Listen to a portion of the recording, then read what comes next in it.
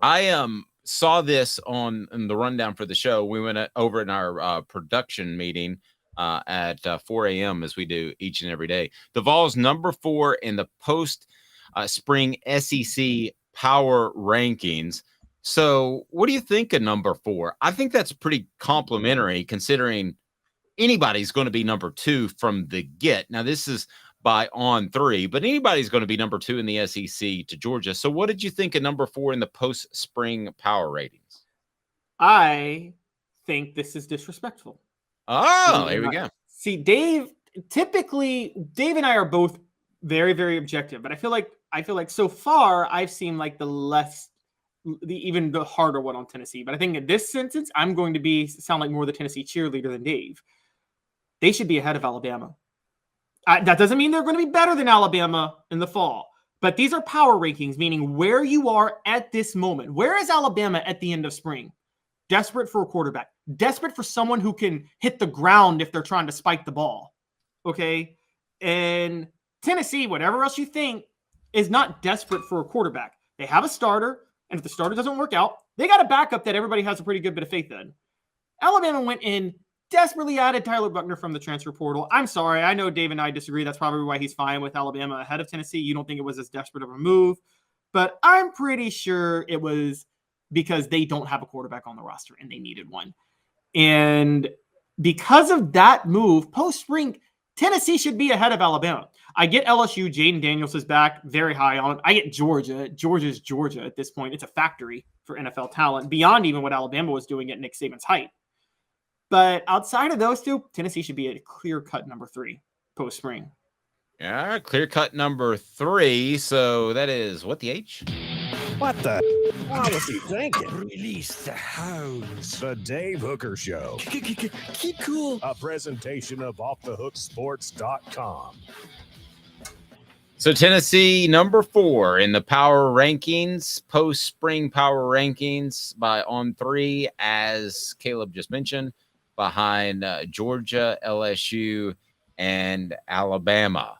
What the H brought to you by Craft Treats. Use the promo code OFFTHEHOOK. Promo code OFFTHEHOOK. Get 20% off at crafttreats.com. They have the chill pills, which will chill your pet out when it comes to anxiety or digestive issues or arthritis with the CBD derivative in there.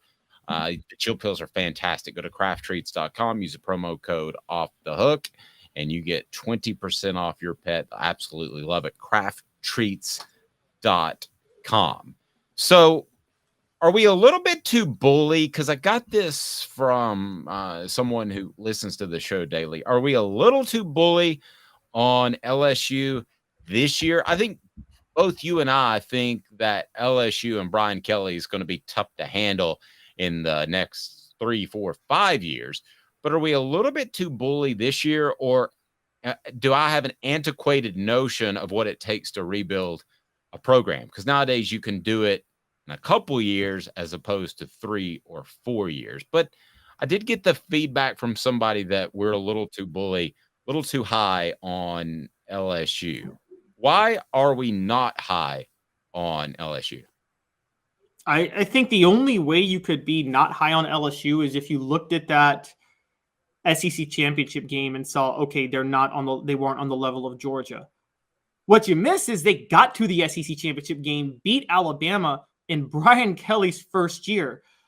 I said from the start, if Tennessee made the smart move in 2008 and hired Brian Kelly, they'd have a couple of national championships already. And they should have hired Brian Kelly over Lane Kiffin. He was the best option. People are going to sit there and point out Brian Kelly never won a national title at Notre Dame. You know what? He got Notre Dame to the title game, and anybody that knows the state of Notre Dame football knows that that's a monumental task, because there are 39 other jobs where it's easier to win at than Notre Dame right now. I don't care about program prestige. So that was a huge deal on its own, and he did it a few times. He got it to the college football playoff. So I think this year, let's talk about, they bring their quarterback back. There's an argument. I would argue Tennessee, but if you don't say Tennessee, you would have to say LSU's got the best set of wideouts in the SEC, as On3 noted. And their biggest issue last year was their secondary, which is when they gave up a lot of points. They completely revamped it in the transfer portal. So combine revamping your secondary, you're loaded at skill positions, a second year of experience in Brian Kelly's system. And then Brian Kelly just being an all-out, really, really, really, really good football coach when he's not dancing and doing hip-hop dances with recruits or putting on a fake Southern accent. And It's not that it's weird. That was so goofy and when it happened, but it's almost become likable now and made him. He's kind of a stiff guy, made him almost. I don't know if likable is the right word or approachable. But he kind of poked fun at himself a little bit. So at the time it seemed stupid, the fake Southern accent and the hip hop thing. But now it kind of seems like he's less of a stiff, to be real honest with you. As far as the East and West, now there's not going to be really an East and a West, I don't think, for much longer. But just out of the teams that we're looking at now, if there were an East and West 2 years from now, which would be the best top to bottom? Because in the East right now, you've got Georgia, you've got a surging Tennessee program. You might have a surging you do have a surging South Carolina program. You've got Florida that's kind of floundering. Missouri, Vanderbilt, Kentucky, they kind of are what they are. I got a lot of respect for Kentucky, but it is what it is. But then I look at the West teams with LSU, Alabama. Nick Saban might have another 3 or 4 years in him. I like the Auburn hire with Hugh Freeze a lot. In fact, Lane Kiffin is going to be what he is, and that's a guy that's going to flirt with 9 wins pretty much every year at Ole Miss. Got questions about Mississippi State because of the late Mike Leach, and rest in peace. If I had to predict those group of teams that would be better, I think the West grouping is going to be significantly better in the coming years, despite the fact that Georgia is the elite program in the SEC right now. What do you think? I think the West has been better. The East is basically what it's almost what the West was in the 90s at this point. And I've been very look, is the SEC the toughest conference? Yes. But SEC East fans need to shut up about this whole, we play in the SEC and we're so much tougher than the Big Ten. The SEC East, the Big Ten East is tougher than the SEC East by leaps and bounds. If a Big Ten East team plays a tougher schedule than an SEC East team every time over, okay? It's not even a debate. I'm sorry. Tennessee does not play as hard of a schedule as Michigan, Ohio State, or Penn State this year. They don't. Neither does Georgia. No, I agree with that. Yeah. And so what holds the Big Ten back is the Big Ten West, which is, of all these 4 divisions, the worst division of all. The Big Ten West should barely be Power 5. But right now, unless something changes, SEC East fans have no right to have pride about playing in the SEC because you're playing as easy of a schedule as any team in the Big Ten at this point, as any team in the Big 12, and as any team in the Pac-12, quite honestly. You're playing a really weak schedule, and unless you're Tennessee where you have to get Georgia and Alabama, which is the unfair draw, you kind of need to shut up because the East is really, really bad. Mm-hmm. That's fair. It's almost like if you could put the Big Ten East and the SEC West together, you would have a super conference right there. In, like, college football ever. Yeah, and then if you could drag Georgia and Tennessee over there, you would have an electric, exciting conference with an elite program. Yeah, but the Big Ten West is just horrible. The Big Ten West is what keeps the Big Ten second tier to the SEC. Now, let me argue this. South Carolina has it going in the right direction based off how they ended the season last year, and the recruiting's going really well. Florida eventually, if Billy Napier's not the guy, has to get it right because of the in-state talent. Georgia's Georgia. Tennessee's trending the right way. Kentucky's totally above average. I don't think much of Missouri.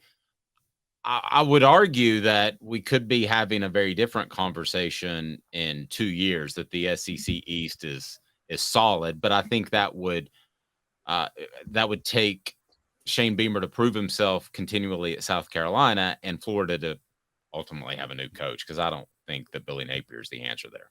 Okay, but if we play that game, let's go to the other side then. Okay, you're right. We agree Florida's fallen off. Even if they might have a temporary, one good year that teases everybody, but then they'll fall off. And I think you think the same will happen with South Carolina. But let's play the South Carolina game. Program on the rise. South Carolina's on the rise. They finished 8-5 last year. That's the same record that Maryland finished last year, which is in the Big Ten East.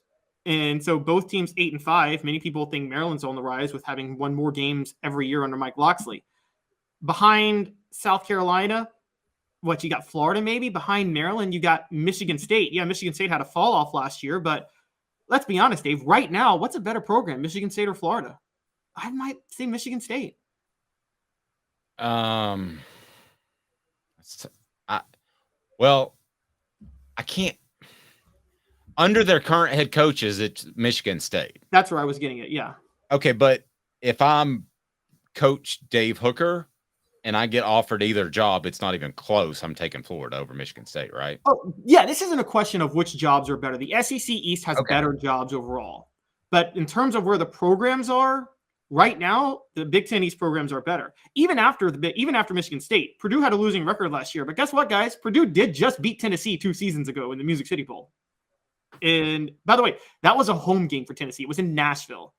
And so and I think a lot of us believe in Jeff Brom, who is a pretty good coach. So, I'm sorry. I got that mixed up. Purdue's in the West, though. They're not in the East. Apologies. Indiana's in the Big Ten splits Purdue and Indiana between the East and the West, which is weird. But I guess long story short, that top 5 in the Big Ten East, Maryland, Ohio State, Michigan, Penn State, Maryland, and Michigan State. You go top 1 to 5. The only parallel where the SEC East team is in better shape would be at the top. Georgia is better than any team in the Big Ten East. But I think Ohio State or Michigan interchangeable. Right now, both programs are ahead of Tennessee. We just can't deny that until Tennessee makes a playoff. And Tennessee's the second best team. So that's the issue.